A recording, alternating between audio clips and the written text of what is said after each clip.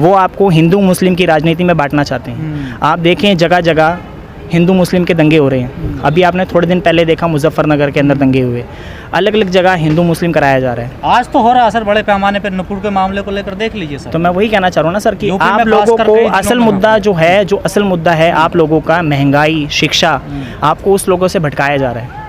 आप देखेंगे कि जब फ्री नेट आप लोगों को दिया गया तो आजकल कोई भी लोग प्लेग्राउंड में आकर के नहीं खेलते हैं, कोई भी लोग बैठ करके बात नहीं करते हैं। आप लोग सिर्फ मोबाइल में लगे रहते हैं और वहीं से उसी सच को देख करके, व्हाट्सएप यूनिवर्सिटी के सच को देख करके आप अपने पड़ोसी के आज दुश्मन हो गए हैं। पहले आप पड़ोसी के, अगर आपका पड़ोसी मुस्लिम था तो आप उसके साथ भाईचारे के साथ रहते थे, आपके दिमाग के अंदर उसको लेकर के कभी शक नहीं होता था। बट अगर आप आज देखें तो अगर आपका कोई सगा दोस्त भी है तो आपके दिमाग के अंदर इस तरीके से भर दिया गया है कि आप उसको देख करके कहते हैं कि नहीं ये गलत है। तमाम आपके साथियों को डिटेन कर लिया है आज पुलिस ने। देखिए हमारे साथियों को डिटेन कर लिया है, बट हम झुकेंगे नहीं, ना सरकार से माफ़ी मांगेंगे। हम सच के साथ खड़े हैं और हमेशा सच के साथ खड़े हैं। सर आप देखिए कि जितनी भी एजेंसीज़ हैं उसका कैसा दुरुपयोग हो रहा है। पीसफुल प्रोटेस्ट करना ये हमारे कॉन्स्टिट्यूशन ने हमें अधिकार दिया है, उन अधिकारों को छीना जा रहा है।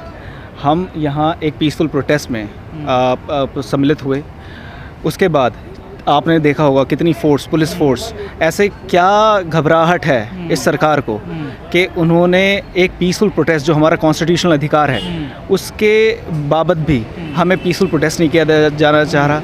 अगर राहुल जी आज खुद ईडी में जाके उन्होंने उसका हिस्सा बने, लेकिन जो दुरुपयोग इन एजेंसीज़ का है, जितनी भी एजेंसीज़ है, चाहे वो ईडी हो चाहे वो पुलिस हो, आप ये दुरुपयोग, ये हमारे देश का दुर्भाग्य है आज कि जिस तरीके से इन्होंने हम पे आज एक टायरनी करी है।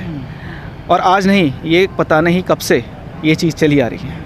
लेकिन सर तमाम कांग्रेसी कह रहे हैं कि सत्य की जीत होगी। देखिए कांग्रेस पार्टी देश के कानून का सम्मान करती है, इसलिए आज राहुल जी ईडी के सामने पेश हुए और ईडी के जो भी क्वेश्चंस होंगे राहुल जी उनका आराम से उनके साथ कोऑपरेट करेंगे और उनके सारे सवालों के जवाब देंगे।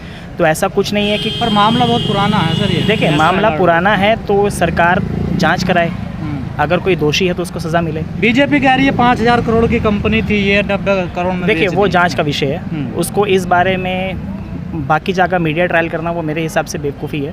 तो कानून अपना काम करेगा और कानून तो अपना काम कर रहा है। आप लोग सड़कों पर आ गए। हम सड़कों पे नहीं आए, हम शक्ति प्रदर्शन नहीं कर रहे हैं। हम देश में ये दिखाना चाहते हैं कि देश में जो लोगों को संवैधानिक अधिकार हैं उनका किस तरीके से हनन किया जा रहा है। जैसा कि आज आप देखेंगे तो हमारे जो यूथ कांग्रेस के जो वर्कर्स थे वो एक पीसफुल प्रोटेस्ट करना चाह रहे थे, बट उनको भर कर घसीट कर गाड़ियों में भरा गया। ऐसा क्या किया था हम लोगों ने? हम लोग अपनी बात तो रखना चाह रहे थे। क्या इस देश में अपनी बात भी नहीं रखी जा सकती? परमिशन नहीं दी इन लोगों को। देखिए परमिशन आप लोगों ने नहीं दी। आप लोग शाम को एक ऑर्डर निकाल देते हैं कि धारा 144 लगी हुई है। क्या इस देश में कोई पीसफुल प्रोटेस्ट भी नहीं कर सकता? ऐसा क्या खतरा हो गया था आप लोगों को? क्या ये लोग बंदूक लेकर के जा रहे थे? ये लोग अपनी शांति से अपनी बात रखना चाहते थे सरकार के आगे कि आप जिन एजेंसीज़ का गलत इस्तेमाल कर रहे हैं आप वो इस्तेमाल करना बंद करें। क्या जानबूझ के कर रही है बीजेपी ये सर? एक्चुअली क्या है, जब से बीजेपी शासन में आई है, जो इसका पावर है, जैसे ईडी हुआ, सीबीआई हुआ, ये मिसयूज करने पर लगे हैं। जो भी पार्टियां हैं, जो भी पॉलिटिकल पार्टियां हैं, कांग्रेस हुई, सोनिया गांधी जी को समन करना और राहुल गांधी जी को समन करना ईडी में सिर्फ इमेज ख़राब करने वाली बात है। ये कितना मामला पुराना है, जैसा कि बहुत पुराना मामला है, सबको पता है। बट इस मामले को ये दबा के इसलिए रखे हैं कि जब जब ज़रूरत पड़ेगा ये पॉलिटिकल बेनिफिट के लिए ये यूज करेंगे। अब देखें सबसे ज़्यादा छापे ईडी के अभी पड़ रहे हैं। ईडी जब कांग्रेस की सरकार थी तो उस समय नहीं कर। गांधी बीजेपी के सामने झुके नहीं है, उसी वजह से इनको निशाना बनाया जा रहा है।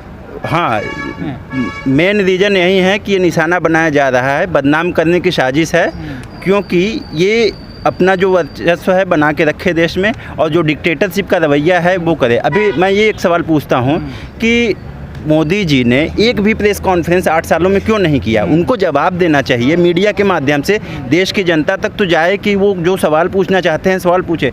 वो सिर्फ एक बंद कमरे में इंटरव्यू देने से नहीं होता। और ये जो मिसयूज ऑफ पावर है, जो इनके पास जो पावर है, एजेंसियों का मिसयूज हो रहा है। एजेंसियों का मिसयूज हो रहा है, 100% मिसयूज हो रहा है। यदि इनको मामले को यदि ख़त्म करना होता तो ये इतना पुराना मामला है, अब तक इसको इन्वेस्टिगेशन कंप्लीट करके चार्जशीट फाइल करके जो भी होता सब ख़त्म हो जाता अब तक, चाहे जो भी होता। मैं पूरी तरह से आश्वस्त हूँ कि क्लीन चिट मिलेगा राहुल गांधी को। ये मुद्दे ही सिर्फ बीजेपी का एक काम है कि किसी मुद्दे को दबा के रखना और जब ज़रूरत पड़े तो उस मुद्दे को एज ए वेपन यूज करना अपोजिशन के खिलाफ, बस यही। कांग्रेसी पिंजरा लेकर भी पहुंचे थे आज ईडी दफ्तर। देखिए वो तो सुप्रीम कोर्ट भी एक बार कह चुके, तीखी टिप्पणी सुप्रीम कोर्ट भी कर चुका है कि जो ईडी है या जो सीबीआई है वो तोता है सरकार का। तो उसी को दिखाते हुए एक सांकेतिक प्रदर्शन था जो हमारे यूथ कांग्रेस के कार्यकर्ताओं ने और कांग्रेस के जो आज हज़ारों कार्यकर्ता थे वो रोड पे आकर के प्रदर्शन कर रहे थे। बट जो सरकार है वो ये नहीं चाहती कि लोगों तक जो ओपोजिशन है उसकी आवाज़ पहुँचे। कहा जा रहा है तमाम मुद्दों से भटकाने के लिए, चाहे महंगाई हो, बेरोजगारी हो। देखिए वो तो सबके सामने है ही। अगर आप देखें तो पेट्रोल 100 रुपये पार हो चुका है। जो सीएनजी जो कि मिडिल फैमिली का इंसान यूज़ करता था वो 75 रुपये हो चुकी है। आप देखें महंगाई, देश की महंगाई बढ़ती जा रही है, बट उसको लेकर के कभी बातचीत नहीं की जाती। कभी फाइनेंस मिनिस्टर ने महंगाई को लेकर के बात करी, कभी प्रधानमंत्री मोदी जी ने महंगाई को लेकर के बात करी, या बीजेपी के किसी भी बड़े नेता ने कभी महंगाई को लेकर के बात करी, बट वो बात ही नहीं करना चाहते हैं। वो आपको हिंदू मुस्लिम की राजनीति में बांटना चाहते हैं। आप देखें जगह जगह हिंदू मुस्लिम के दंगे हो रहे हैं। अभी आपने थोड़े दिन पहले देखा मुजफ्फरनगर के अंदर दंगे हुए। अलग अलग जगह हिंदू मुस्लिम कराया जा रहा है। आज तो हो रहा है असर बड़े पैमाने पर। नुपुर के मामले को लेकर देख लीजिए सर। तो मैं वही कहना चाह रहा हूँ ना सर कि यूपी आप में लोगों खास को करके असल मुद्दा जो असल मुद्दा है आप लोगों का महंगाई, शिक्षा, आपको उस लोगों से भटकाया जा रहा है। आप देखेंगे कि जब फ्री नेट आप लोगों को दिया गया तो आजकल कोई भी लोग प्लेग्राउंड में आकर के नहीं खेलते हैं, कोई भी लोग बैठ करके बात नहीं करते हैं। आप लोग सिर्फ मोबाइल में लगे रहते हैं और वहीं से उसी सच को देख करके, व्हाट्सएप यूनिवर्सिटी के सच को देख करके आप अपने पड़ोसी के आज दुश्मन हो गए हैं। पहले आप पड़ोसी के, अगर आपका पड़ोसी मुस्लिम था तो आप उसके साथ भाईचारे के साथ रहते थे, आपके दिमाग के अंदर उसको लेकर के कभी शक नहीं होता था। बट अगर आप आज देखें तो अगर आपका कोई सगा दोस्त भी है तो आपके दिमाग के अंदर इस तरीके से भर दिया गया है कि आप उसको देख करके कहते हैं कि नहीं ये गलत है। तमाम आपके साथियों को डिटेन कर लिया है आज पुलिस ने। देखिए हमारे साथियों को डिटेन कर लिया है, बट हम झुकेंगे नहीं, ना सरकार से माफ़ी मांगेंगे। हम सच के साथ खड़े हैं और हमेशा सच के साथ खड़े हैं। सत्य परेशान हो सकता है, पराजित नहीं हो सकता। और कुछ भी करें, संविधान है तो संविधान के तरीके से चलें, जो कांग्रेस हमेशा से करती आई है।